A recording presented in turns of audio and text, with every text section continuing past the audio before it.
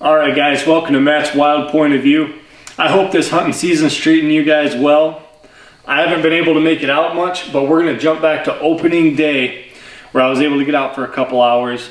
It was really hot out. The wind wasn't in my favor, but I was able to get the job done on a little whitetail buck. If you're into shooting giant bucks, this might not be the video for you. I'm basically a meat eater. I do shoot some nice bucks, but for the most part, this hunt right here was just about getting meat on the ground. After the hunt, we're going to go over some of the equipment I used, and we're going to go over some of the equipment that I might change. I hope you enjoy this. Alright guys, it's opening day. It's in the evening, my first sit of the year. I got here late. I got my saddle set up late. It took a lot longer to set this saddle up than I thought it would. I'm in an unfamiliar tree, but the sign looks pretty good here. I'm just buttoning stuff up on my tree. I got just over an hour to hunt, so not great today, guys. It sucks having to work, I tell you what. I got my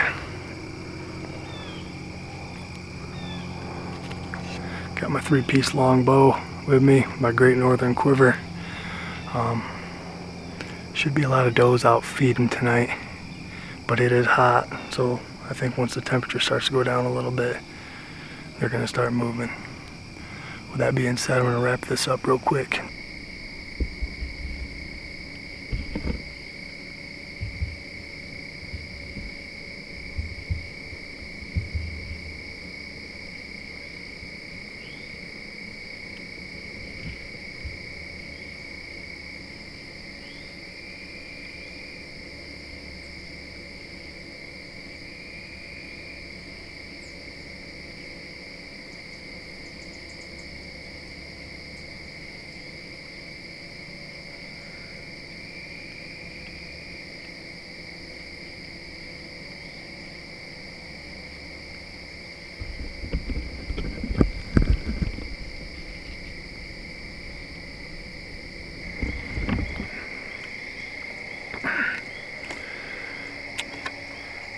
Small bucks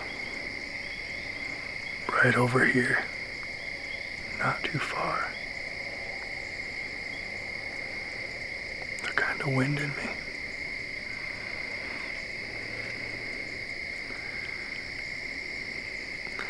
Might take one. I've been passing the small bucks the last 2 years. Kind of just want to get something on the ground.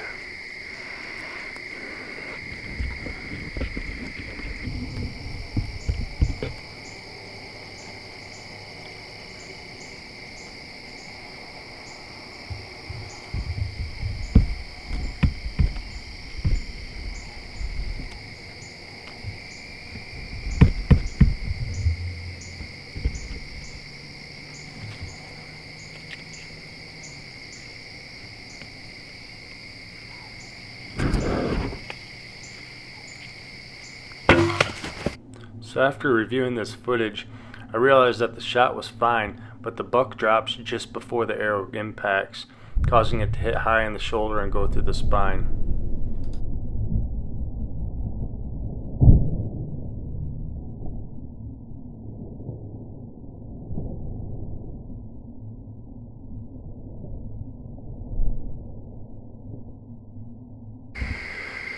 Alright guys, I just shot a small buck. Shot was high, hit him in the shoulder and dropped him. A lot of times it hits that spine if you shoot high right there. I'm gonna go down, and I finished him off with a second arrow real quick, so it all happened pretty fast, but I'm gonna go down and start the business here.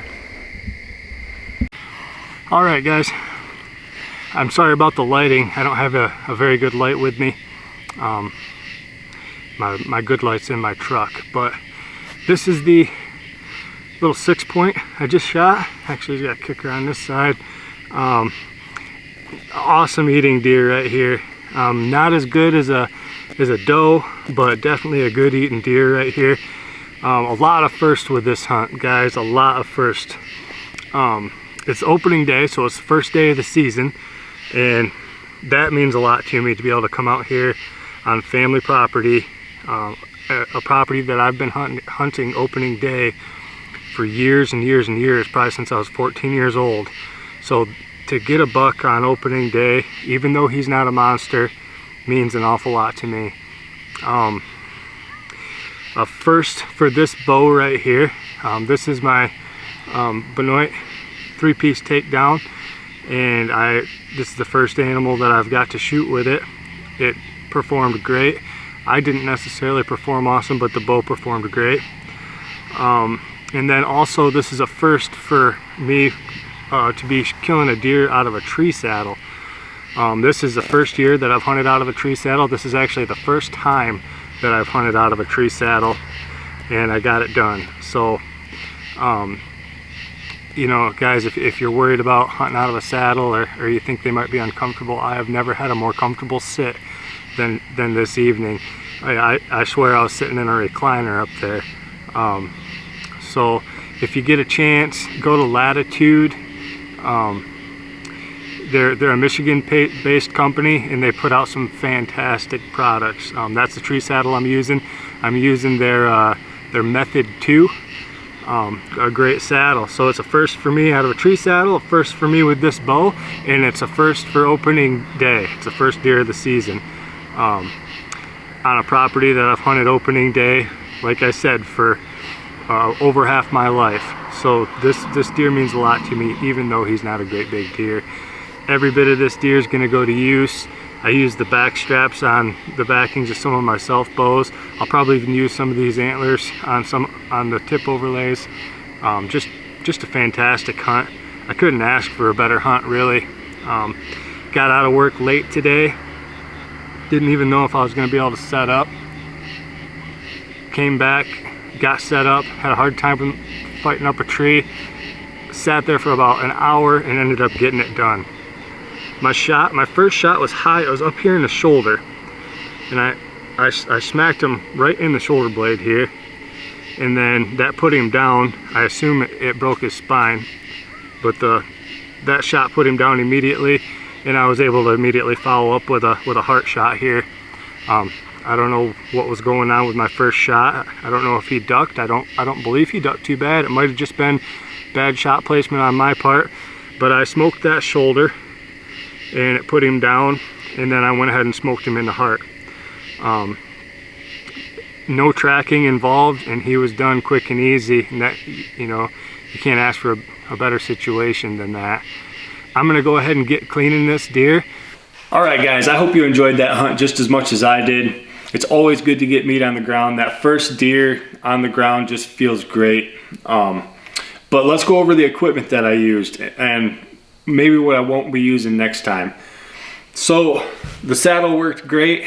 Climbing sticks worked great. Pack worked great to pack everything in and out. I'm happy with absolutely everything. These arrows worked great. The bow performed the way it was supposed to. 99% of everything went just the way I expected it to. Now, if you watched my last video on the equipment that I used, you'll notice on there that I had switched broadheads last minute, and I switched to these ace heads here. So let's talk about them for a second. So as you can see in that video, just before the arrow gets there, that buck preloads, and when he preloads, he puts his shoulder blade basically in front of his spine, and the arrow goes through his shoulder blade and then into his spine, basically cutting his spine clean in two. And that happens. I'm not terribly worried about that, and you know, I got good enough penetration that I'm pretty happy with that as well. But what I'm not happy about, I'll show you guys this spine here. It's black because I baked it, not because the deer had anything funny going on. But that's the broadhead here sticking through that. So through a shoulder blade, through a spine, you know, that's not terrible. The biggest issue that I have, if I pull this out of here, is this broadhead that went through the shoulder and spine is banana. I don't know if the camera will focus on that, but it's got just a slight curve to it now the whole way. But it's enough that I can see it with my naked eye, and it's definitely enough that I wouldn't shoot it. It also has a twist to one side of it, so it twists a little bit, and now it's bananaed. Now the second shot that I put on that buck through the heart stuck in the ground on the other side, obviously, but it's got the same thing going on. It bananaed, it curved on me a little bit, and then the tip fish hooked on me, it curled over on me, and now, you know, that's obviously not a usable arrowhead anymore either. And I don't know about you guys, but when I buy traditional heads, especially 2-blades, I expect to be able to shoot through a deer and then sharpen that head and shoot through a deer and sharpen that head and shoot through a deer and sharpen that head and keep doing that throughout the season. Now I'm used to the Battle Axe from Centaur Archery and the Simmons Tree Shark. They both have a really similar profile to them, kind of resembles a shark tooth a little bit, and I have been super happy with those heads. I've shot through deer and into the ground repeatedly with those and never had one curl on me, never had a tip break or anything like that. Actually, I've shot kind of a straight up and down shot right through the spine and cut the spine clean in two with a Centaur head and had it come out the brisket and then into the dirt, and all of that never did anything to that broadhead. I was able to sharpen it up and just keep shooting. So the fact that these Ace heads, and I'm not trying to beat up Ace here, guys. I'm definitely not. These have been proven for 50 some years or more. They kill deer. Obviously, it killed this little buck here. But I probably won't be using them again just because they've been up so bad on me. I will keep them in my quiver, and I'll keep them on these arrows probably this next week. Just because I don't have anything else on me right now except for my tree sharks, which don't fit these shafts very good because the shaft diameters thicker than that will allow. And if you guys are familiar with the tree sharks, they fit down over the shaft a little bit, so that's a no-go for these. And my Centaur heads are on my wooden arrows, so I won't be using those. With that being said, I had a really good buddy of mine who's a really good hunter recommend about 3 years ago, and every year since, that I use a three blade. I'm not a big 3-blade guy, but the head that he's talking about, I think it's called the Valkyrie. And he's used this Valkyrie successfully for a long time. Now, I don't know much about that other than what he's told me. If you guys use the Valkyrie, or if you guys know anybody that does and has been really successful with it, drop me a comment or shoot me a message on Facebook or Instagram. That might be the next head I'm going to try out. Or if you guys just want to switch heads and you're also interested in the Valkyrie and you want to see somebody use it before you buy it, leave that in the comments. The chances are that I might very well go that route with these carbon arrows, just because it's another 200 grain head and I won't have to readjust or retune my bow or anything. I should be able to just slap those on this and this setup and go. I really hope you guys enjoyed this video. Please like, share, and subscribe, and we'll see you guys down the trail.